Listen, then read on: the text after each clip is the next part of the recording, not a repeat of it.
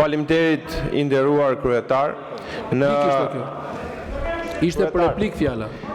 Mundem të lutem? Edhe në emër të kolegëve ju kërkuam pak më përpara t'i trishnit vëmendjen deputetit i cili ofendon nga vendi.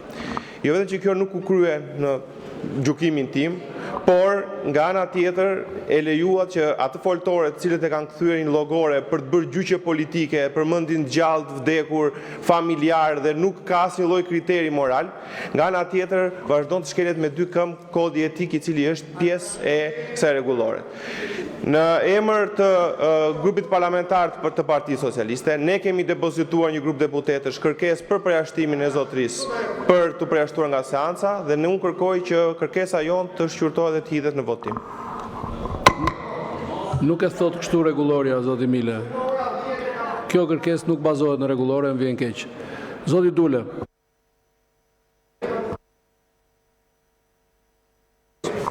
I nderuar zoti kryetar, nga ana procedurale ka dy mënyra për të shprehur vullnetin parlamentari. Është ai me vot, është edhe me konsensus që sërish manifestohet me vot. Këtu kemi një tradit, mund ta quajmë e drejtë zakonore në këtë kuvend. Disa institucione me konsensus, jo me vot shumice, drejtohen nga kandidatura të votuara në kuvend me propozimin e opozitës. Kështu ka ndodhur disa herë me radhë për avokatin e popullit. Tani, do të më falni për termin, gjithçka dëgjoj nga kolegët e grupit parlamentar të Partisë Socialiste nuk po gjej një term juridik për ta përshkruar. Është shejtan budallëk juridik, asgjë më tepër.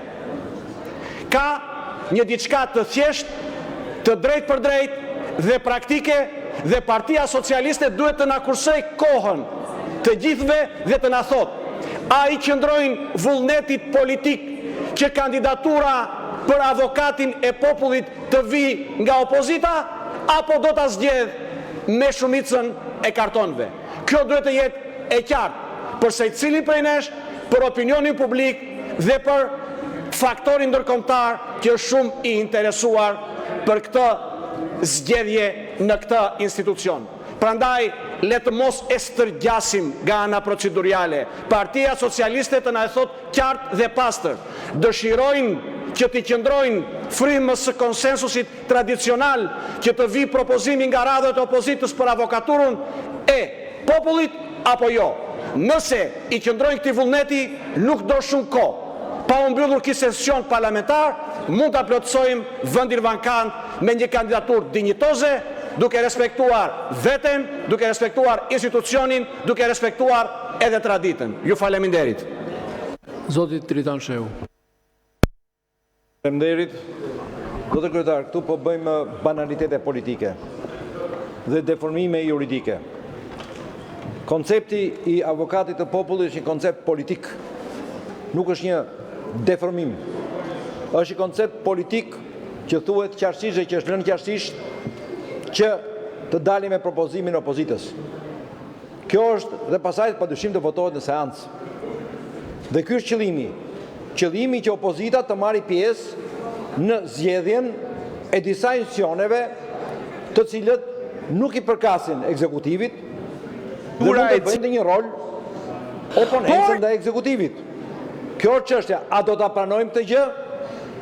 Ti lëm lojrat e fjalëve, ti lëm skenarët absurd, të themi këtë gjë.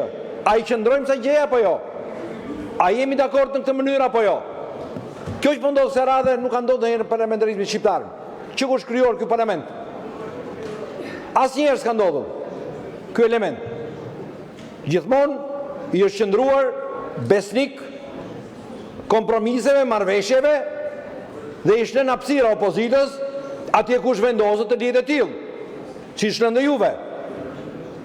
Kjo është, nëse do të deformojmë, okay, s'ka gjë. Ju i morët të gjitha. Ju morët Këshillin e Integrimit, ju morët komisionin e integrimit, ju i morët të gjitha elementët politik që për të krijuar ekuilibra e pushteteve, dhe Shqipëria ka nevojë për ekuilibra pushtetesh.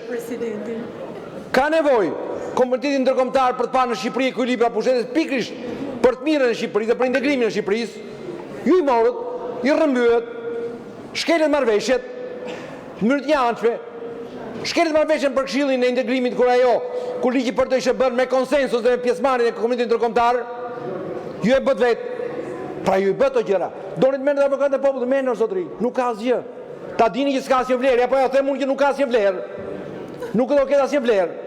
Se ju, të gjitha institucionet do t'i përdorni dhe i përdorni me arrogancë, me arbitraritet për të shkelur demokracinë. Kjo është çështja. Doni të im tepër. Për mua rëndon më tepër kjo në arbitraritetin tuaj. Kjo rëndon akoma më tepër në shkeljen e demokracisë po bëni ju. Pastaj lotrat e fjalëve, elementët banal dhe komik janë puna juaj. Doni t'i përdorni. Pra merrni të gjitha. S'ka asgjë. Asgjë. Përdorni si doni përdorni. I keni. Nuk na tërmni. Absolutisht jo. Nuk na impresiononi. Absolutisht jo, po ka një moral ama. Ka një moral dhe një përgjegjësi ndaj marrëveshjeve të bëra dhe ndaj parimeve të cilat vendosen ato marrëveshje janë bërë. Pavarësisht nga roli që luajnë. Merreni ju qoftë. Zoti Edi Paloka, më pas zoti Ardit Bido. Faleminderit, zoti kryetar, në fakt e tham pak dhe paraforcit edhe zoti Dule dhe zoti Shehu, avokati popullit dhe jo vetëm avokati popullit, po disa institucione janë bazuar në gjithë periudhën e pluralizmit, në ca marrëveshje gentlemanësh janë bërë mes dy palëve. Kur ne kemi qenë në pushtet, i kemi zbatuar këto marrëveshje dhe anasjelltas, sa ka qenë Fatos Nano kryetari i Partisë Socialiste, që në momentin që ka ardhur udhëheqësi juaj në krye të partisë tuaj dhe të qeverisë, këtë që po them nuk e kam vetëm me ju, në fakt e kam dhe me kolegët e mi, jo kam bërë qartë edhe kolegëve, edhe dije, jo më larg se dije. Prisni që Edi Rama të zbatoj marrëveshje gentlemanësh, kjo është, të jemi kaq naiv që të presim nga një qenie si Rama të zbatoj marrëveshjet e gentlemanëve, por kjo është kulmi i naivitetit në rastin më të keq. As nuk presim dhe kush ka iluzione që këta këtej që zbatojnë urdhat e Ramës do të zbatojnë ai marrëveshje gentlemanësh. Ky parlament ka mbaruar me kohë, nuk ka asnjë vlerë.